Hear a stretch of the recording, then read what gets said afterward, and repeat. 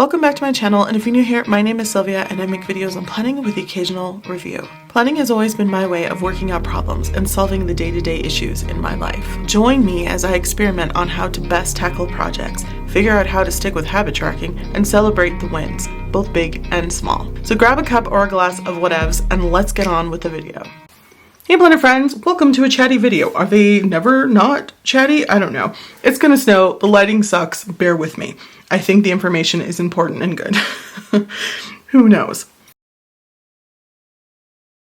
For March, and we are at the end of the first quarter of 2025, I was supposed to be in this collab of Bullet Journal by Writer Carol and Leuchtturm 1917 notebook. This is in the A6 size, and they have what they call an A6 orientation. So if you open it like this and use it like this, it is exactly an A5 notebook page. This is the third book in my set of 3, and the first time I tried to do this, I only did it for a couple of days and I was like, nope, I hate it, and I went back to kind of more of a traditional filled notes style of keeping just my to-dos in here. So for March, I wanted, because this is my last notebook, to try and go back to this A6 orientation. And I did a decent job until about, I think, the 21st or something like that. I ended up hurting my back, and there was no plans to be made because I lied in bed for 4 days and only got up to go to the restroom. And you know, after my second day of scream crying, I was like, maybe we don't need to be so hydrated, Sylvia. Maybe we should just drink less water. Lesson learned there. Now, if you have back problems, they're not all the same. They're not all created equal. For me, the first day I'm usually in bed. After that, I have to get up because the longer I'm lying there, the stiffer my back becomes. So it's really good to get up and walk if you can. So there were some times when I was on my belly writing some notes for audiobooks, because that's basically all that I could handle listening to and reading. And that was working out well. So in here, I wanted a section for my schedule for some to-dos. I didn't keep my writing notes in here. I went to this guy, which we'll get to in a moment. And then I had a section for language and for vocabulary. That was really great. And on some days, I needed more space than just a page, but I felt like it seemed stupid to have 1 page on 2 pages. Like, what if the 10th was here and here? I'm just not going to get that together, so I didn't do that. So I was cramping things in, and I didn't like that. I didn't like not being able to use as much space as I wanted.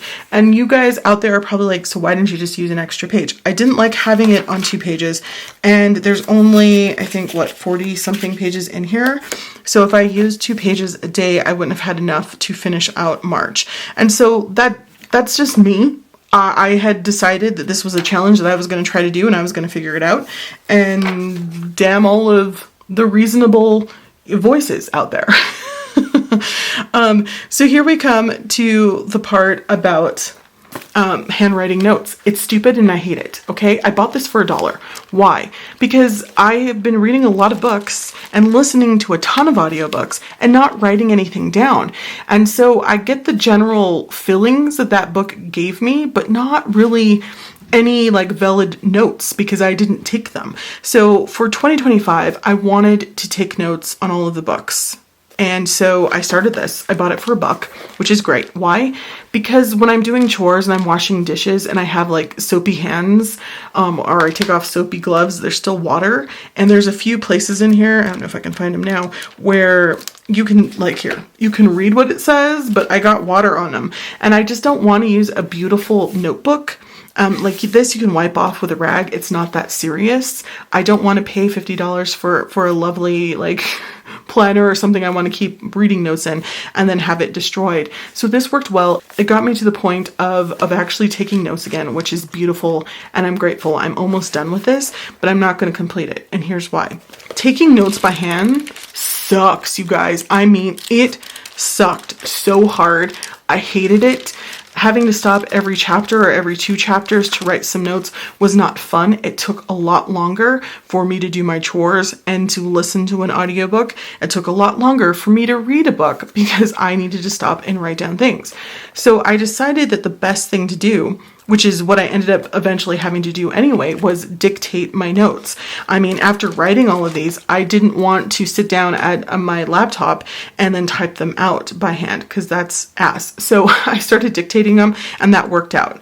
Another thing I wanted to do to help me make sure that I was being more of a productive reader was to start a book discussion or book reviews on my channel, Sincerely Sylvia Writes, which I have done. And so in order to do that, I need to have some notes to look back and be able to write a script for. That was another thing that added to me making sure that I was taking notes and reading well. So in my 4 days, tying it back to the planning of lying in bed with a hurt back, I decided to dive back into Notion. That is like something I started, I don't know, 4 years ago, and I was so overwhelmed, I never went back to it. Now, here's the thing. If you've never used Notion, and maybe some of you out there who have, you might agree or disagree, let me know down below your thoughts. Notion is like someone handing you a bullet journal that's empty and says, here, have at it. And you're like, okay, cool. And then you're like, well, maybe I want to get some ideas for layouts. And then you go on to the interweb and you find a billion bullet journal videos, and they're all pretty planners, a lot of them. And you're just so overwhelmed, and you start to do all these pretty planning. And then all of a sudden you can't, do what I was saying earlier. Like, why can't you just take 2 pages if you need it, Sylvia? And you're like, no, because I told myself I was only going to do 1. And it's just so stupid. The planner no longer is working for you. It's like you're working for your planner, and it's a nightmare. So I had to get away from Notion. There were just too many options of things to do, too many things to click on, and my brain just couldn't handle it. But Sylvia has grown. And so I went back during these 4 days when I had some time. It's like I couldn't sit to type a lot. Let's watch some videos. And I taught myself a lot about Notion with all the wonderful people out there who've made videos help. And I kind of created some of these just layouts that I wanted to try out. And I wrote a bunch of lists of all of the Notion videos and things I needed to learn. I wrote out some categories that I thought would be easier to keep on Notion than trying to handwrite them, because I'm just never going to do that. And one of them was the reading journal, which again, I can just go ahead and dictate on my phone, like the end of a chapter or a couple of chapters. I can just say, okay, this is what's happening. This is who I think did it. We found a clue, and I think this is what this clue means later. And I'm talking about the last book that I read because it was a looper and a whodunit, because that's what I'm currently writing. And it was so dense. And I don't mean dense and it was hard to explain. It was a little convoluted and there was a lot going on. Some things were really beautiful, and I wanted to make sure to note them and be like, Sylvia, this is the type of writing you should be doing. This is the type of really interesting rabbit holes you can take the reader down. So I just don't want to handwrite them anymore. I found that it took way too much time and it wasn't beneficial to me. What would be beneficial is to just do voice notes or to dictate over my phone and have them there so that I can either edit them later or leave them as is and then read them back and reposition them into a script for my book and review discussions. Now that brings us to the stuff down below. I still feel like it is really hard to do daily tasks on Notion and open my laptop every day. And I didn't like having to remember when I was doing like this time ladder, and I was like, this is not working out. I need to have like half hours or like at 7:15. So I started handwriting them out, and I didn't like handwriting them out either. I was like, this is taking me forever. I don't like it. I don't want to have to set up things. I just need something simple. So we're going back to basics once again, this time without the bullet journal, and I have something that's already pre-printed. So I got this off of Amazon because obviously when you're lying in bed for 4 days, you have nothing to do but scroll endlessly and not deal with your Amazon addiction. And I found this on Amazon. They have a couple of different versions, and they also have a couple of different sizes, so be aware of that. One version that I kind of liked was where they had this on the left-hand side, and on the right-hand side they had notes. But once again, I kind of want to do Notion. Oh my gosh, you guys, it's gonna either rain or snow, so it's getting dark in here. I apologize. I honestly want to try out Notion for all of the month of April, and it's a challenge for me once again, where I have all of my databases for my writing, because I have more than one writing project that's open right now. My niece and I are also writing a book together, and I can keep track of that in there. And then of course the vocabulary. For those of you like, well, I kind of like rewriting the vocabulary words. I think repetition is great. That's true, but I also like that Notion has these toggles. So if I wrote down rebellion and I had a toggle for it, I could just see the word and then I could say to myself what I think the definition is, hit the toggle and see if I'm correct. And then I also could try to think of what the root word. There's also in the book that I have like the root word or a little bit of a story about like the word rebellion, and so I can kind of go over that a little bit and then hit a toggle and see if I'm correct. And I just feel like that helps me a little bit more than just rewriting it. This would be the same if you had like flashcards, but I'm not going to get it together to carry a bunch of flashcards, and I don't have access to all of them once I leave them and I get new flashcards for new words. When I have this in Notion, I have access to my app whenever I have my phone, which is all of the time, which is sort of awesome. So I decided that that's what I'm going to do with all of that. And part of the reason why I'm mentioning that again is because you will see that there is no space here for wordage or for vocab. This is the tiniest little space you have for any notes or ideas. Up here at the top, you have top priorities. You have a to-do list that has kind of a Writer Carol, or I should say a bullet journal key with the OK being a check, and then an arrow to the right for delay, an X for cancel. You have some to-dos there. You have a little space here for your water intake, but you can use that to track anything that you wanted. You have a date up here and the day of the week, and then we have our schedule. Now, the only thing that really kind of irritates me about this planner is that the schedule starts at 6 a.m. and about 3 to 4 days out of the week, my schedule usually starts at 4:45 a.m. because my niece and I go to work out before she goes to school. But that is an easy fix. So I have mentioned before that I try to get all of my stuff, my errands, helping my family, anything done by 3 o'clock so that I'm home to make dinner and get my niece off of the bus, and my partner's home. And so this time is usually dedicated to family time. My niece and I are reading together. I'm helping her with her homework. We're watching movies or TV shows as a family. Right now it's March Madness, so it's all basketball all the time, both men and women. So it's really easy for me to go down here to 4 p.m. and just change this to 4 a.m., start my day right here, and then go back to the top if I need to. And I think that this is simple and it works. This was under $10, and if I wanted to go back and get the option with the notes section, I certainly can do that at any time. And the other great thing about this is there's no dates, so I have no anxiety or regrets about buying this, because if I don't use it in 2025, that's okay. I can use it any year I'd like.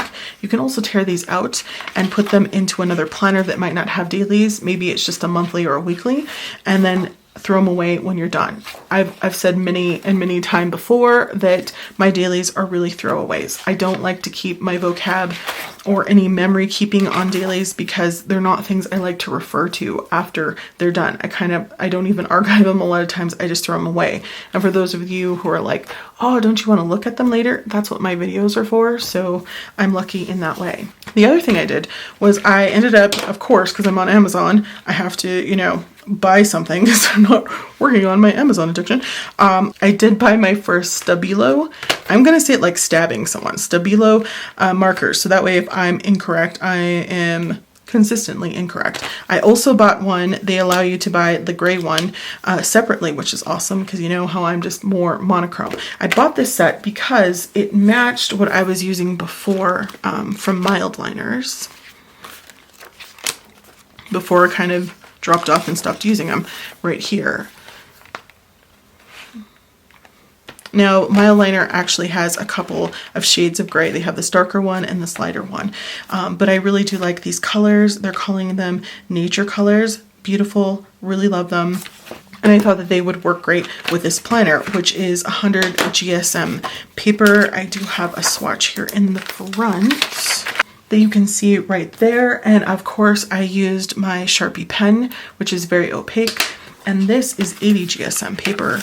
So you can absolutely see the ghosting on this paper. And I've never had an issue with ghosting. I'm like, oh, I don't mind that at all. Right here you can see the highlighters, and they do ghost as well, as you can see there. But not on this paper, which I thought was pretty fabulous. There was no bleed through and no ghosting, not only of the highlighters, but also of the pen, which is awesome. So I'm excited to use this for all of April. And even though I didn't get to finish my challenge because I hurt my back and there was really nothing to plan, you know, I had 4 days of lying in bed doing what I could do. I did, however, end up finally watching all 6 seasons of Dawson's Creek. I've never done that before. I've only made it, I think, through season 2. And FYI, if you didn't know, you don't need to. You don't need to, but it's something that I finally marked off my list. And then after that, I just kind of could do only what I could do. So there was no point in me really trying to plan too much. It was mostly me making lists on these last pages here, and ideas for what I wanted to do here and on Notion.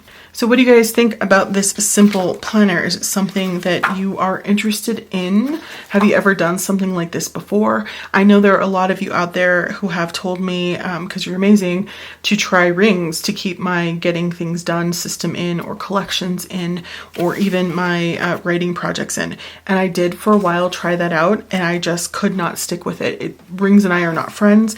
This is, you know, not rings, but maybe it's a gateway. Who knows? Maybe I'll come back and rings will be a thing now. I don't, I couldn't really say.